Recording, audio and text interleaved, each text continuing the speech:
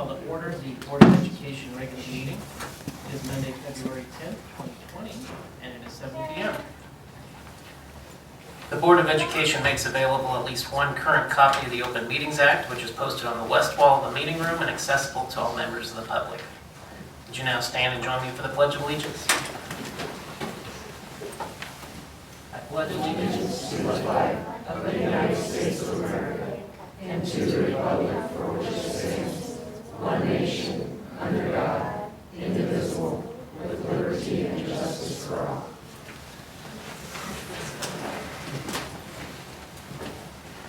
All right, first up, we have the consent agenda. Can I have a motion, please?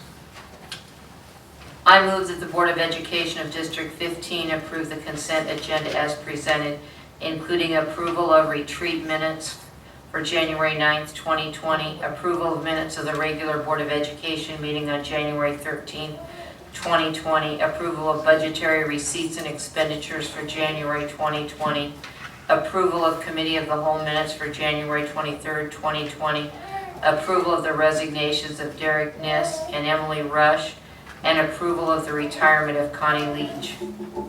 Second. I have a motion and a second. Any comments or questions? All right, can I have your votes, please? All right, that is approved with a vote of 7. Next up, we have approval of proposed accounts for payment. Can I have a motion, please? I move that the Board of Education of District 15 approve the listing of payments as presented. I have a motion. Can I have a second? Second. All right, second by Aaron. And first, Jason, did you want to comment on that? Yes, just a few comments on the treasurer's report. Expenses this month totaled in the bills category $350,334.55. Benefits $440,344.98. Payroll $1,258,617.78. So total expenses were $2,052,204.25. Good news, general fund expenses were about $70,000 less than a month ago and about $35,000 less than a year ago at this time. So that's good news for us. And in more good news, we've expended exactly 40.52% of our budget authority. So what that means is that we've underspent exactly 1.13%, or $275,879 for our budget authority. That's the good news in terms of budget and budget authority in the world we're in right now as we take a snapshot of it in this February 2020. The news we don't always know is what type of revenue that's going to amount to being supported when it comes as we move our way through the rest of the budget cycle. So we're keeping a close eye on that, but appreciate the effort that everybody's making in managing their budgets at site levels. The side note, we'll keep an eye on the revenue and see how it comes in. January was not as high as it typically is, but with the change in the tax laws, we kind of anticipated that might be the case. That's all I had. All right, does anybody have any questions for Jason on his, or any comments on the accounts for payments? Seeing none, can I have your votes, please? I have 6 yes and 1 abstain. All right, now it's time for outstanding recognition, Employee of the Month. All right, Jason is going to handle that. I'll stand right here for a second, Chuck. It's my pleasure this evening to recognize Mr. Chuck Brockman as our February Employee of the Month. But before I tell you more about Mr. Brockman, I'd like to recognize that his wife Ann is here this evening, also his son Tony, Tony's wife Jenny, their 7th grade daughter Melanie from the middle school, AJ's a 3rd grader at Stoddard, Sarah Marie's a 2nd grader at Lincoln, Leon is in the pre-K St. Paul's program, and they have 2 twins, Zacharias and Joseph, who are 2 years old. So thank you for being here, Mr. Brockman's family. Great looking group you got there, Mr. Brockman. You spend some more time with them, aren't you? No, come up here. Like I said, my pleasure this evening to tell you more about Mr. Chuck Brockman. He served our district for 38 years, joining our staff in 1982. I met him as a junior in high school. So, his dedication to this profession and our students has been outstanding. Mr. Brockman teaches CAD classes, welding, electricity, and career academy courses. In addition to his teaching assignment, Chuck also sponsors our Skills USA program as well as our EV racing team. He spends countless hours in the evening helping students get their EV car ready for competition. I can attest to that. He's there many nights till 9 o'clock or so. His hands-on learning that occurs in his classes and extracurricular assignments enhance the way students learn. Mr. Brockman instills a desire in his students for lifelong learning. His competitive activities in automobile troubleshooting are quite inspirational for his students. He is always on top of new concepts, techniques, and trends in automotive and industrial technology. He's got a superior work ethic. Expertise and communication skills are the epitome of a true professional, and he brings it every day. Consistency is his motto. I don't think the gentleman's hardly missed any school. He's there every single day, teaching and smiling and loving what he's doing. One of his colleagues stated, Chuck Brockman has such a broad array of knowledge in so many areas. I think his leadership will be very difficult to replace. He stresses student safety at all times when working with automobiles and welding. His attention to precision in CAD classes requires high-level thinking from his students. Students that excel in Mr. Brockman's classes go on and have successful, high-paying careers, largely in part to the training they have learned in his classroom. He is a professional through and through and truly a positive role model for his students. A coaching colleague of Mr. Brockman said, Mr. Brockman was such an asset to our wrestling program. He was a disciplinarian and a great conditioning coach. He launched the idea of a wrestling study hall, which greatly improved our team's grade point average. His contributions were evident on and off the mat. Local to his students, athletes, and school, Mr. Brockman is always the innovator and motivator by example. The man loves his profession and his students. Mr. Brockman deserves our thanks for his 38 years at Beatrice High School. We'd like to congratulate Mr. Chuck Brockman, our February Employee of the Month.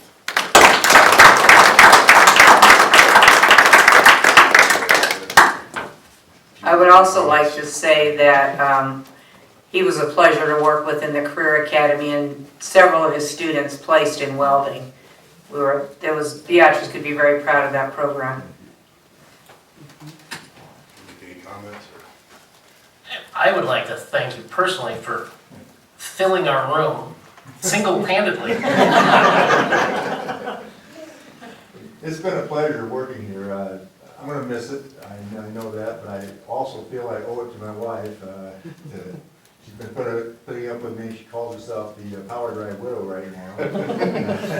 Hopefully get the car going and come home with a bunch of trophies this year. That's what our goal is, and the kids do learn.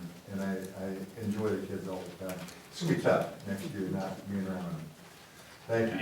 Chuck has a cabin up on the Elkhorn River, and pretty much on clockwork. We do our last year-end staff meeting, and shortly after that, he's on his way to the cabin, and we don't see him till the day before school gets started. So he'll have a chance to spend more time at the cabin with his wonderful family. So, thank you. Please don't be a stranger.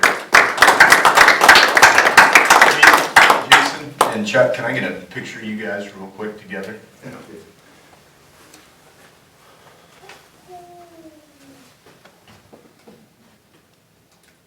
All right, thank you.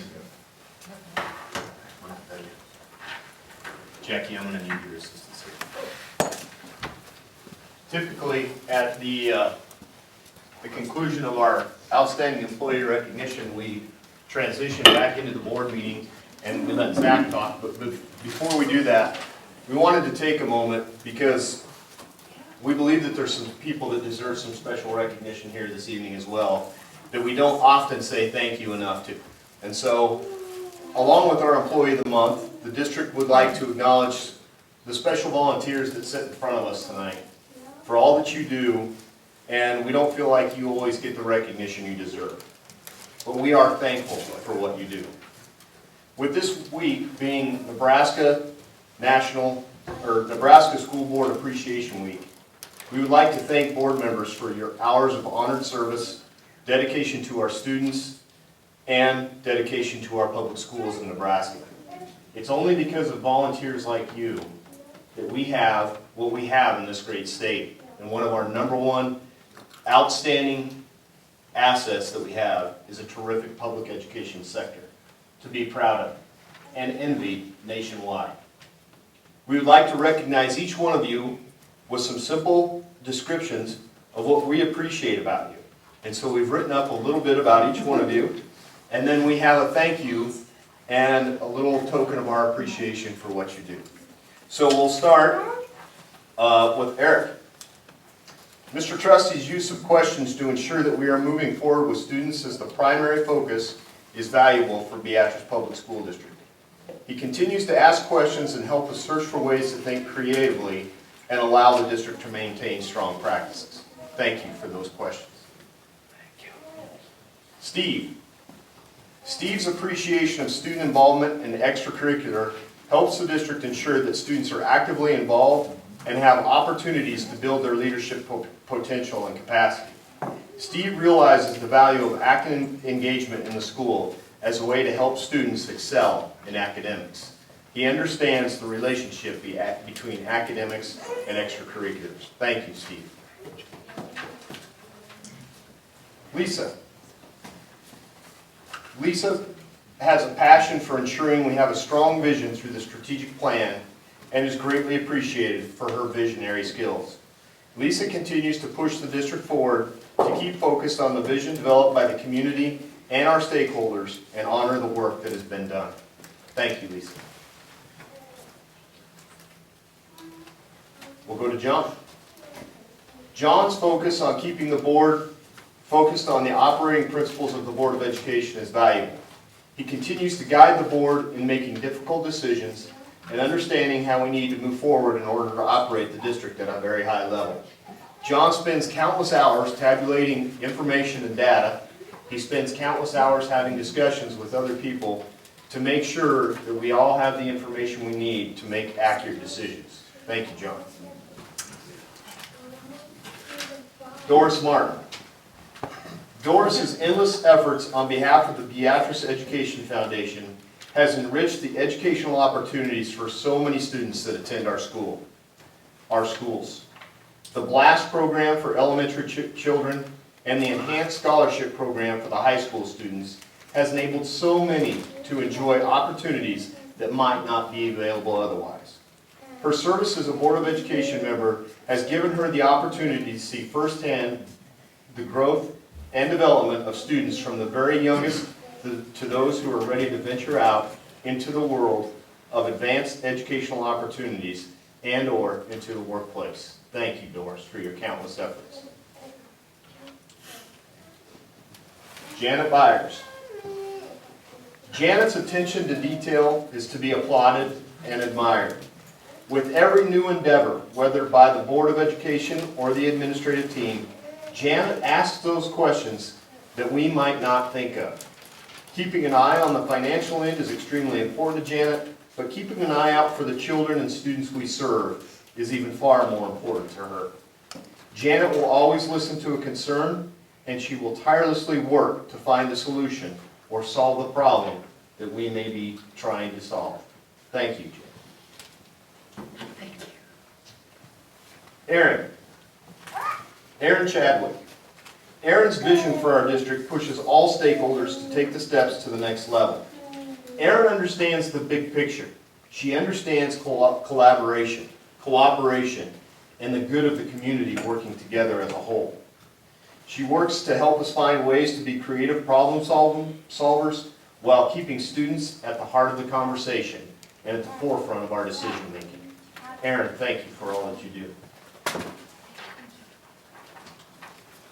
And we didn't write one up, but for our student member, Zach Zimmerman, we would just like to thank Zach for taking the time that he does to give us reports on a monthly basis and be part of our Board of Education. We hope it's a tremendous learning experience for you that someday will carry forward when you become a citizen to seek boardsmanship in a different place. So to all of you, would you all please join me in giving them a round of applause?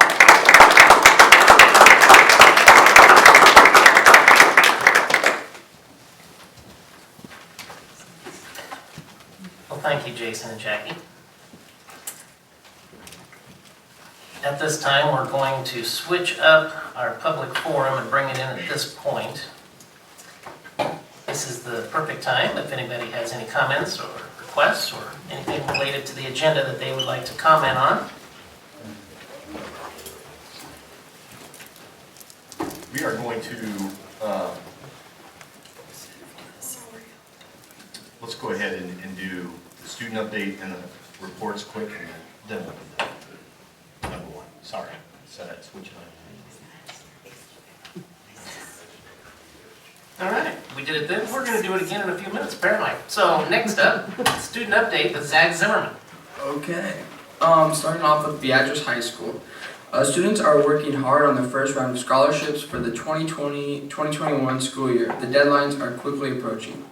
Last Tuesday, we had a great night of basketball and school spirit when two highly competitive basketball programs met for the Beatrice versus Norris game. We had a great crowd and an eventful evening with the Waffle Man and the leadership class airplane toss to raise money for teammates. Show Choir recently traveled to UNO, where First Edition placed 3rd in Prep Division and Limited Edition placed 4th in the Class A Division.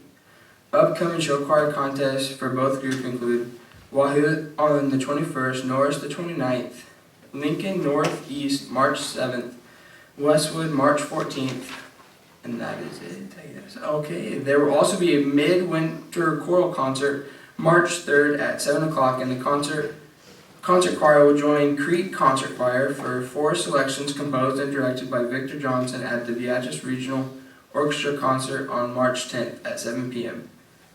The middle school. BMS just finished their winter maps testing. This year they had a mentor map challenge. The mentor that showed the highest average growth on their maps test won a nacho party in study hall. Mr. Myers' class won with an average of 21.95 points of growth per student. BMS 7th and 8th grade boys basketball will travel to the annual sewer tournament Tuesday and Thursday of this week. Paddock Lane. The PTO will be holding a book fair during the conferences. The PTO is giving each teacher $50 in credit to buy books at the book fair. A vending machine for free books has been purchased due to the generosity of donations through the efforts of Doris Martin and the Beatrice Educational Foundation. A plaque to honor the Beatrice Educational Foundation and donors will be placed above the vending machine. The PTO has donated books for the vending machine, as have teachers. Students will earn a coin to pick a book from the machine. This is part of the house activities. The kindergarten through 3rd graders are working on their upcoming music programs, which will be held Thursday, March 5th. The kindergarten registration is going well and roundup is scheduled for March 16th. A kindergarten carnival is being held with supper and fun activities for all the upcoming kindergarten children and their parents. The carnival will be held at the preschool building. All teachers, pairs will work with kindergarten children will be helping. That's it. All right, thank you, Zach. Next up, we have the board reports. Committee of the Whole, Mrs. Martin. The Committee of the Whole meeting was held on January 23rd, 2020. One of the first things we learned about was we heard a proposal from Mission Matters. It was a strategic plan proposal. Then also Mrs. Altman and Mrs. Hines talked to us about the community garden and how it's just kind of getting started. The board then heard policy updates, including the Code of Ethics, Conflict of Interest, and then the board calendar. Dr. Nielsen shared information on the P3 campus, the anonymous reporting system that was implemented in January of 2019. We learned that a settlement agreement had been reached with the teachers, which keeps the district in the 98 to 102% midpoint array requirement. Mr. Alexander informed the board he'd been working with ESU 5 to discuss the possibility of partnering with them for technology director services, which would allow the district to reallocate some of the technology funds back to equipment supplies and upgrades. He then transitioned the discussion to finding ways of creating efficiency in our district that will allow us to work within the parameters of our budget expenditures with far less revenue. And he also noted that the district is targeting approximately $350,000 of reductions for the upcoming school year. That ends my report. endorse. And now the stance report. Stephen? Well, I'm not gonna keep anybody too long on this, because I'll guarantee you I don't understand it myself. LB 974, the property tax reduction bill that they're debating right now. A lot of the things going on don't look so bad for the first year or two. And I think from what I'm reading, that first year or two is not what everybody's upset about. It's the ongoing values that go down, or the things that go down in the future, which are just, nobody really knows what 3 or 4 years from now is going to be the ongoing revenue source. And building fund is dropped from 14 cents to 6 cents. That's a huge reduction for a fund that we have to use a lot to keep our buildings up.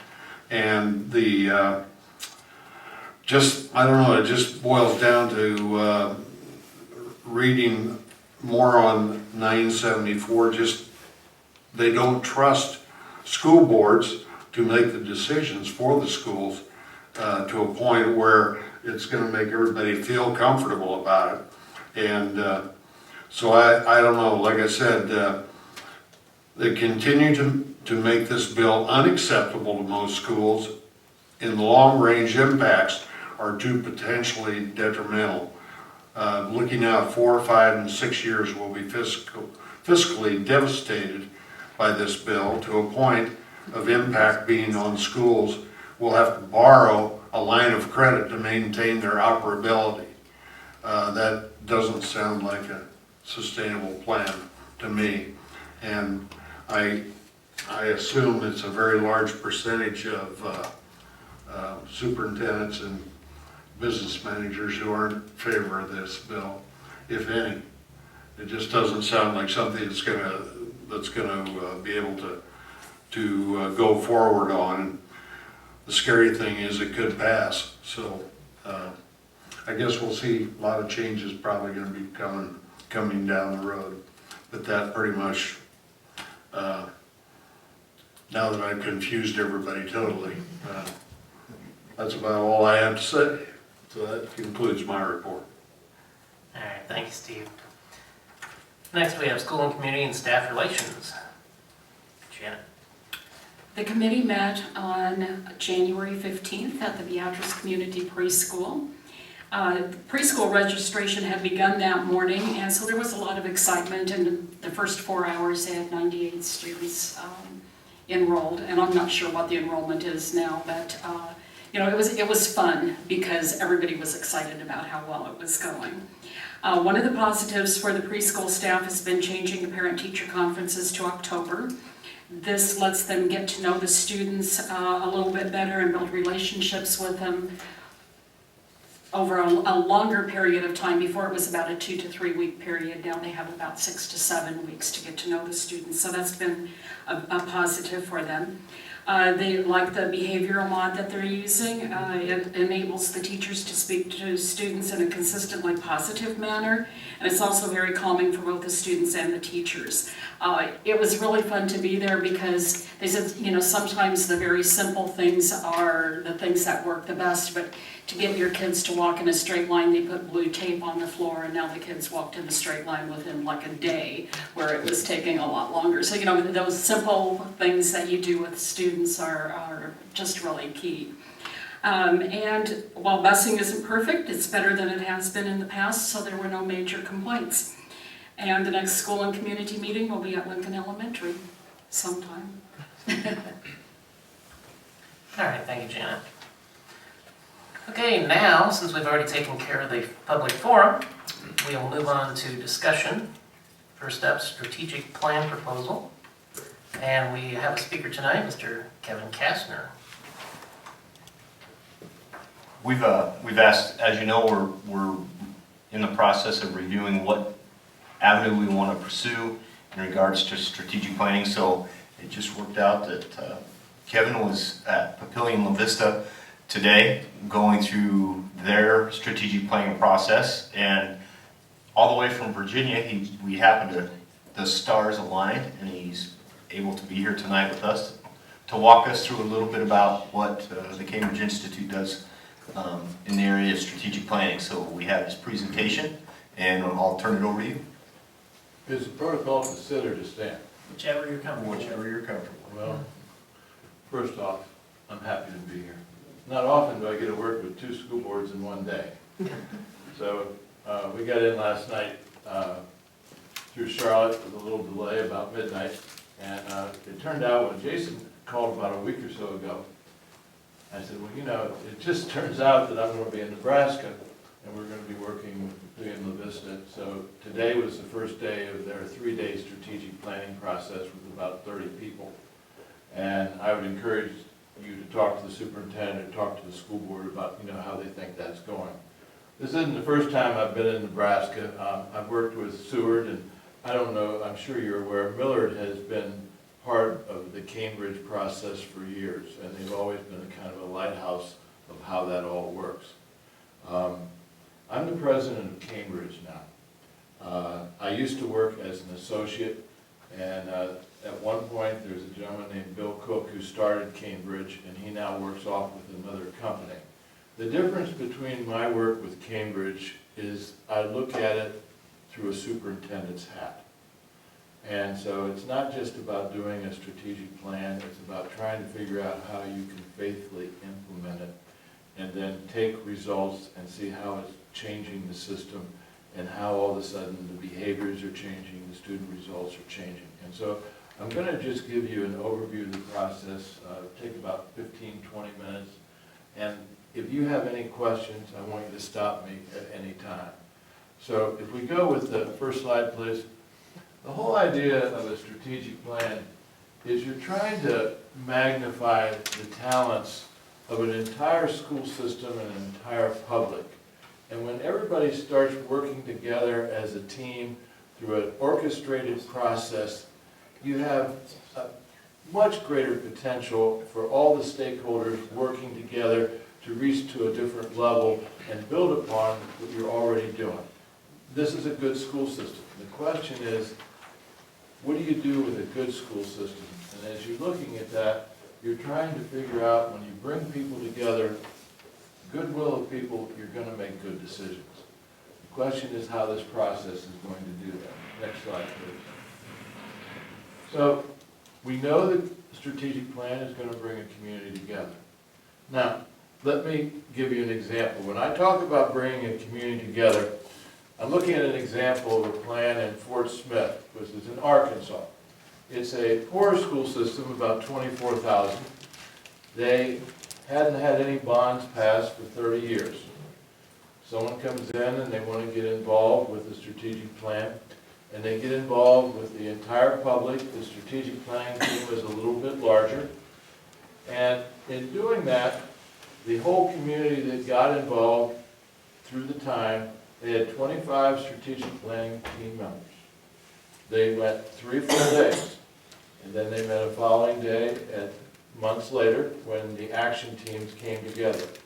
By the time this finished, and I have this available to you, they had about 182 people, and they spent 3,500 hours working together through a process. The bond passed by 67% for $190 million. What was the difference? When you have a strategic plan, a school board and a superintendent trust a number of people in your community, not just internal, but external, to work together towards the common good of building upon what you're already doing and going towards the future. That's powerful. And that's the type of investment that when we talk about community, working with the community in meaningful ways, you're talking about in a transparent way, building trust, building partnerships. You're talking about the whole idea as you're looking through the vision, reaching to the point when you have the priorities and the strategic plan as your umbrella, everything goes under it, and that's where you're going to organize your priorities and your expenditures.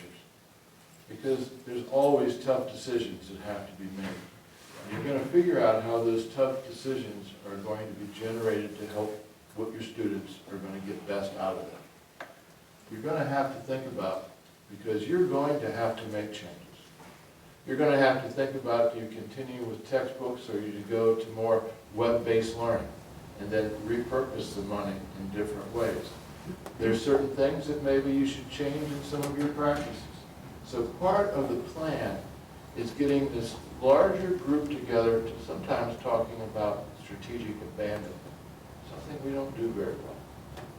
Because there are things that need to get repurposed. If we don't, then instead of going forward, we're going to slide backwards. Next slide, please. One of the things that, as people feel that you have a good system, you have to also think, well, how could you even be better? So sometimes the enemy of good, to be great, you're going to have to go against the status quo. And everybody sometimes does have a comfort. But the thing that's happening with the magnitude of change, the world's changing around us probably far quicker than our school systems are changing. Next slide, please. So the thing about the plan, it's going to be student focused. It even gets to the point when you get to objective, each student will. And when you're talking about each student will, then you're going to be talking about what do you want them to know and be able to do, and how's it going to be different between what they're already doing. You're talking community-based.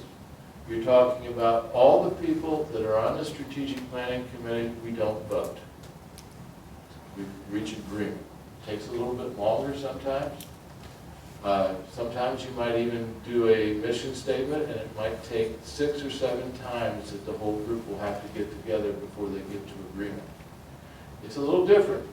It's not a 4-3 vote like you might have in a school board meeting, and then the 3 that didn't get the vote, that they're like kind of waiting, when do we change it? The whole idea, when people will present it to you, there won't be anyone to say that we weren't behind it. It's actionable. The whole idea of a strategic plan has to have accountability. And that accountability I'll explain as I go through the process. Next slide, please. This gets back to really beliefs.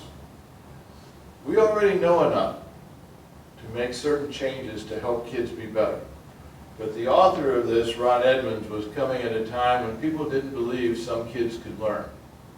Well, we believe that all kids can learn. The question is, how do we feel about the fact that some of them aren't at this point?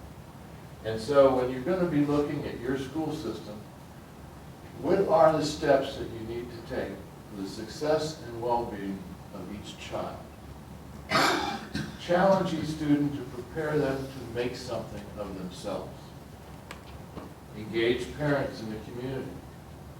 Commit to assuring that all students are ready for workplace readiness.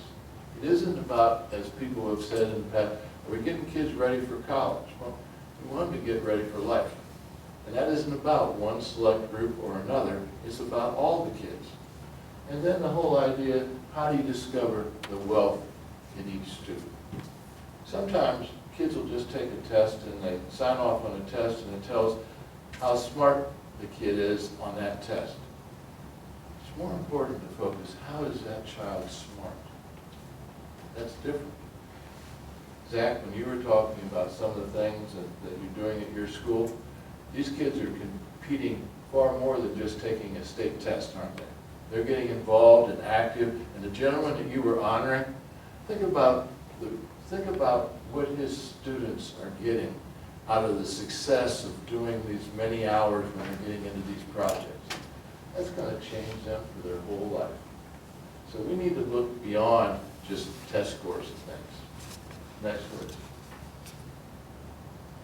The whole idea as you're working towards this, and the school board is taking the time with the superintendent, the success of your school system has to be a triangle of success. You're going to have to look at the home. You're going to have to look at the school. You're going to have a community, and they work together. But when you go through this process of the strategic plan, we're not trying to go fast, go alone. We're trying to go far together. That's why the whole planning process is going to take several months. You take the several months to do the plan, and the implementation isn't until the following year.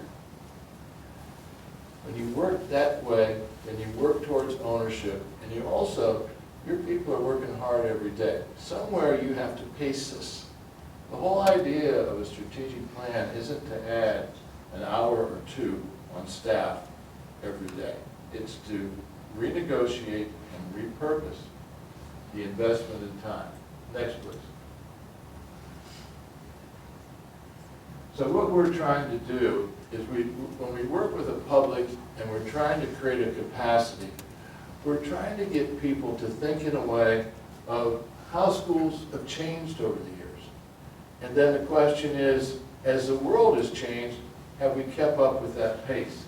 So when we ask people, I don't know how we're going to work on the bottom. I need the bottom part more than anything else.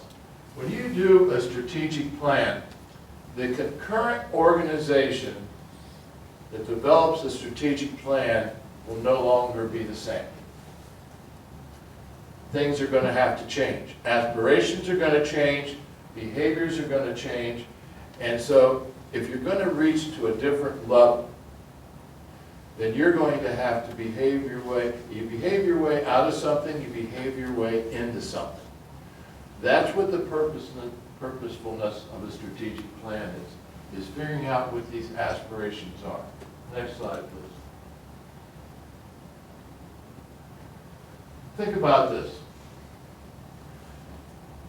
You had a group of seniors that graduated last spring. When do you do? May graduation? Okay. They all went across the stage, and when they came in kindergarten in 2003, everything up there was invented during the time they were in the school system. So you're going to look at Instagram, you're looking at Snapchat, you're looking at YouTube, you're looking at Twitter, you're looking at Marco Polo, which is another way of communicating back and forth. All of these things changed during the course of their years in school. So now, this year, you've got all these new kindergartners coming in 2019. Now, what's going to change by 2032 when they graduate? And what are you doing as a school system to prepare for the things that are going to change and prepare them for the world they're going to live in? Folks, there have been so many things that have passed by. Sears is closing. Many things happen because no longer do we do things in the same way we've always done them. University of Virginia had this situation years ago. Actually, 6 years ago, they fired the president of the University of Virginia. Board of Trustees fired the person. It became very unpopular, and they ended up bringing her back. But here's what happened. Her job was to initiate a strategic plan for the University of Virginia in order to keep up with everything, but this person was working with a faculty that didn't want to change too much. They wanted the kids to be in their lecture halls. They didn't want to look at other options for learning. And what happened, the Board of Trustees knew about this fact. Have you heard of Liberty University? Liberty University, over a 5-year period of time, went from 10,000 students to 110,000 students. I don't know if you know much about Liberty University now. They now are Division I in football and basketball, and all of a sudden, what they've done is they've found a way by using different forms of learning to engage students, and when they get their degrees from Liberty, they're getting the same jobs as the students from the University of Virginia. But what is an example in the pace of change that you're having, all of a sudden, if you don't make some of these adjustments and try to figure out how you keep up with things, we're beyond the old lecture halls. We're on the place where the history teacher has been using that notebook that actually has been yellowed through the years and all those pages. Is that the best way that we want to approach instruction? Do we think at a time, it was in 1952 when we stopped taking the bolts out of the desks and the chairs started moving. That was a big change in education at that time. Now the question, do our schools, do we actually have walls? How do we talk about kids learning beyond just the nature of a classroom? So as we're looking at the pace of change, this type of process enables some of these people to get to be part of it. And one of the things we have on a strategic planning team, we're going to have students. We have at least 4 students with our groups. Next, please. Here's the essence of strategic planning. When you look where the X is, you are perfectly positioned in your school system to continue what you're already doing. You really don't have necessarily a sense of urgency because you are being successful. But if you really are trying to move forward, you need to go to where the star is, to the aspirations of what you might want to become. And in doing that, that green area is the area where you develop action plans to figure out how you have to change to get there. At the same time, you're going to have to get into certain degrees of abandonment. And folks, there's a lot of things that we just keep doing over and over again. And really, and grading practices are some examples. There's ways that we group students. We have all of these traditions. Why do you teach biology, chemistry, and physics in that order? Maybe you know why? Because in 1938, the group couldn't decide and it's alphabetical. That's the only reason we teach it in that order. That's a man-made artifact that's become an absolute. The time when you do start time for kids, do the elementary go first, do the high schools go first? The whole idea when you get into grouping practices. Do you do a 7-period day? Do you do block scheduling? How do you end up, and even to the point that you need to think of something even more basic. And this isn't any different here than anyone else. When you talk about who are the ones that teach the top students in our high schools, usually the teachers that have been there the longest. But really, some of our kids that maybe aren't necessarily those top, they're the ones that need our strongest teachers. Sometimes we need to revisit things like that. So if you're really serious about trying to be effective of all kids, sometimes you're going to have to renegotiate or really look at, are you positioned to perpetuate, are the kids that need it most getting our best? Those are hard decisions. And so the whole idea of going through this process, so it's not a superintendent and a board, but when you have parents involved, you get into some pretty rich discussions. You get into some sacred cows. You talk about the elephant in the room. Sometimes the elephant in the room, folks, is equity. The whole idea are all kids getting exposed to the good stuff. Do you look at access and how you're doing it? If you're talking about all kids doing this, we sometimes internally have to have those discussions. Next slide, please. So the way the roles work, you're going to have a strategic planning team. It's going to be probably 25, 30 people. You're going to have the board and the superintendent make the conscious decision that they'll put 2 board members on the team, but they're going to trust this process. You're going to have, and this is a decision you have to make, do you have an external facilitator like myself that understands the process, can guide a group, and does not have necessarily, has an independence. Like today when we were working and we were looking at the first model they had of the mission statement, it wasn't as good as it should have been. Now, if you got a superintendent, you got board members in there, and you got a lot of people from the community, not many of them are going to say, this isn't as good as it needs to be. But we had to tell them this isn't as good as it needs to be. And we explained that it did not have the ambition of the aspirations it needed, And so we got 2 more iterations of it. Tomorrow, we're gonna go back over it again. A superintendent doing it internally can't do that. You can't have an assistant superintendent as easily do that, but still, it can be done if you do it internally. It's just, there is a catalyst that can happen with someone experienced that knows how to bring this all together. I think the person you had on your last plan is somebody I have great admiration for. His name was Lindsey Gunn. He actually taught me a lot of what I've learned how to do this. So the process stays the same. But when you look at how people have the roles, then the action teams are really where the work goes.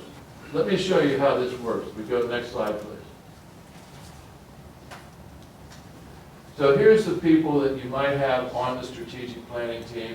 You divide it up, so our goal is to have about 50% non-school people and 50% school people. And these people are meeting each other and developing relationships that go far beyond, because they then become the ambassadors that go out in the community and talk to people how this works. But more important, when you develop the strategic plan, they then are the people that are going to hold it to be accountable. Not just the board and the superintendent. If they're going to spend all this work, they're going to make sure it isn't the type of thing that sits on its shelf. And frankly, there has been strategic plans that have sat on shelves. That's not our way. Next, please. So, when you're in the orange stage, you're trying, as you're looking at different options for your school system, you and the board, superintendent and the board, you have to decide your options of which plan process that you want to consider. You're going to have participation like a community summit. You're going to have to do some internal training and to take advantage of the manuals that we have in Cambridge. All of the pre-work, the selection of the team, the timeline you want to use, because some timelines have different advantages than others. One of the most ideal timelines is starting towards the beginning of a school year, kicking it off, doing it throughout the year, and gets to a point where you have the plan developed, and then the school board, the superintendent, then organize it for implementation the following year. It goes a little slower, but you get a greater investment that way. Other timelines can split it, but that's what we think is the ideal. It's in the design phase when you're going to have 2 strategic plan sessions. You're going to have a 3-day session, develop the plan, and then 5 months later, the strategic planning team comes back and they receive the reports from the action plan teams that take the idealized plan and then they find a way how you're going to implement it effectively. And then your next phase is the implementation. Now the implementation goes out 5 years. That strategic planning team that develops the plan comes back a year later and the staff reports what's happened. Meanwhile, during that year, every month or so, the board should be updated on the progress of the implementation. That's how you have staying power. Next slide, please. So in the plan itself, you're going to have beliefs, mission, objectives, and strategies. But the yellow part, that's your action plan team. The actual meat of the plan is, you start out with this. This is how it really works. You start out with a wide angle lens. And you're trying to get to the point with the why. If you get to the why, then you get to the what. But if you don't get the why right, that the purpose of what we're trying to do that's led by our beliefs, that we believe all kids can learn, we believe people need to be taught with dignity and respect, we believe whatever it is we have in our mission statement that's aspirational, then the what becomes each student does, and then the strategies end up talking about what the system is going to do step by step to make it work. But you do it starting with this, and then you align it, and then you go down to the actual implementation. Next, please. So what you have is you develop the action plan, which you actually can write on one page, on one page. But then you operationalize it through the action teams. And then when the strategic plan comes back, they end up trying to accept the action plans. It gets turned over to the board and the superintendent.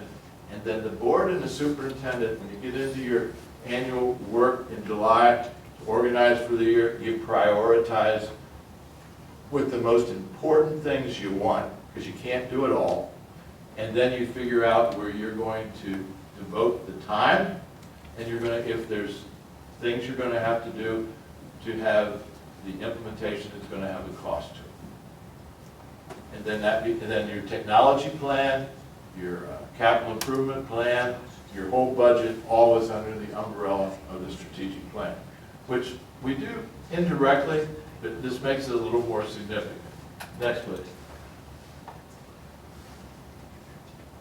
So if you're getting actually into a calendar and you're thinking about this, most of the processes, whatever company is probably going to do this, you're going to have the readiness stage, you're going to have the design stage, and you're going to have the implementation. I would have to say what we do better than we've ever done before is working with the school system when you get into implementation. Because in doing that, you're going to have mechanisms of figuring out how you're going to measure progress. It isn't something that's black and white. Most things that are worth changing aren't going to change on a dime overnight. If you're going to get into differentiated instruction and you want all of your kids challenged, it's a lot harder to differentiate instruction than teaching in the middle and thinking all the other kids on both ends are going to get a little bit of each. A lot of this does take more work. A lot of this, when you're talking into application of knowledge, you're talking about STEM or STEAM, or you're talking about the uses of technology. And folks, you've got to confront some things. You know, technology today also has some downsides. Example, in Albemarle County, 3 days before the start of the school year, the superintendent said, every student that comes into middle school, when they bring their phones, they're going in the lockers at the beginning of the day, and they get them at the end of the day.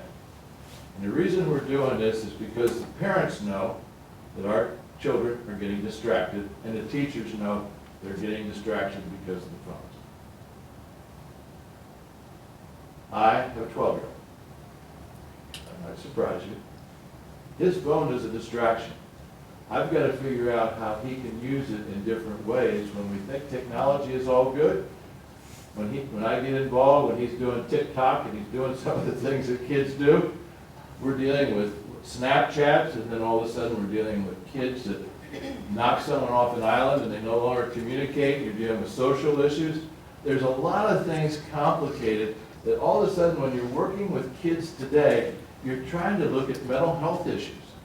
You're looking at other issues that go beyond what we've ever thought about, and the question is, how are our schools changing? We're seeing people actually create staff positions that are trying to support kids in different ways than just a guidance counselor. But you need to look at this, because these impacts that you have to do by getting the group of people that you're going to trust and have them think about this, this is how you want to get to the next level in your school system. What better way, I do not know a better way, than to take an investment and trusting your people, doing an organized process where you confront and build upon the good things you're doing, but confront the issues that what are getting in the way from having us to be among the best in the nation. Striving is one thing. Becoming the among the best comes into the fact of going through a process like this and trusting the goodwill of your people. The goodwill of your people to say, this is what we can do to be better. Folks, that's the gist of this. I don't want to make it overly complicated. I'll tell you, the process works, but it works because starting with the board and superintendent, you're trusting your people because they do have your goodwill. And the moral purpose of what you're trying to do for all kids, we think this is a way that's the best practice for them. So that's the gist of what the Cambridge model is. I hope maybe I've given you a couple things to think about, but I'd be happy to answer any questions you might have.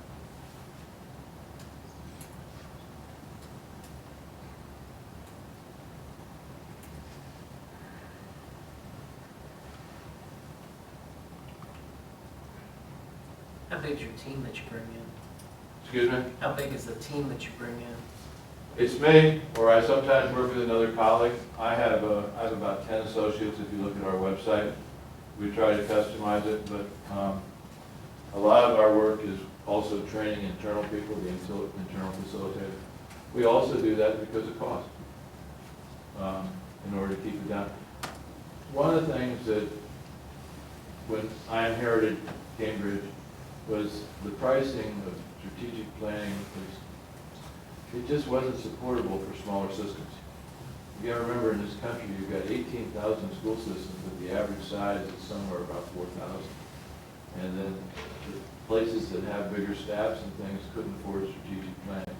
So I've tried to, I don't have the big corporate office they used to have in Plano, Texas. I have an office in my house, and so I've been able to make it much more cost effective because the process is the key here. And in larger systems, we might take a couple people. We have 2 people at the Pavilion La Vista, but the reason is it's a larger system. Had 2 people in smaller systems, we couldn't make it as cost effective. Thank you for the question. There's a price structure. I can just tell you it's more advantageous than it has been in the past. We did some different models when we did Seward. Actually did a different model when we did Creek. I can just tell you, if you get to that point, I think that's something that the superintendent and the board need to talk about, look at options and decide what's best for you. What I'm not trying to do is to push this. You gotta want it more than we want to do it. And the other thing I would rather you do, if you want to find out about us, talk to people that we work with. You know, this isn't about just writing a good letter that sounds good when you're writing some sort of an endorsement. You need to talk to other board members and think, did this make a difference? And that's what I would encourage you to do for any of the groups that you're considering. How long ago did you work with Miller? I didn't work with Miller. Did the Cambridge group? Cambridge group. I'm under the impression that Miller started in the 90s. And I think it was Lindsey Gunn who did that. Miller has had her excellent reputation of being one of the best models, even when I was learning. And I retired as a superintendent in 2006, and that's when I started working with Cambridge. They were talking about Miller as one of the better examples. So I personally would have to just tell you that I'm not as familiar with them as I am familiar with their reputation. Having been involved with the first Cambridge, I didn't have any idea going in what it was going to entail, and I came out of it very impressed, just with how it did bring about strong community involvement, and we actually got a lot of input from people I never would have expected to have input, and I was impressed. Well, I'd just like to tell you from my role, there's 2 things I do. I've done about 50 strategic plans at Cambridge, in the last 10 years or so. I've also done 35 superintendent searches across the country. Every time I have an opportunity to work with the school board, and I hear people talking about their successes or their challenges, it gives me an opportunity to guide people by at least saying, you need to look at some examples. the strongest part of the action planning process is the research and development. That you give a group a month or more, where they actually look at best practices in other places and decide what might work right there in your current system. You normally don't have time to go through and do that. You know, you might have someone that is working at a reading program and that's in isolation, but when you're looking at whatever it is in the plan that is supposed to be the strategies that support the mission and support all the belief systems, it's more comprehensive. It's not just about a small part of an instructional program, it's about a whole child. And then you have to also then think of, you'll get me going here on this, but a learning environment. Learning environments are different now. You shouldn't be building the classrooms and they look like it's still the desks that you've used in the past. It's a whole idea of looking at other things and what other places, but these things don't cost more, they're just different. Whether you use scribble boards or whether, and the whole issue of even when you're using computers. Maybe we have oversold the idea of one-on-one. It's not as important on the one-on-one. It's the questioning that the kids are doing. Everybody can get access to a computer, you would hope, and that's an equity issue. But the question, the goal, we used to say, let's go get smart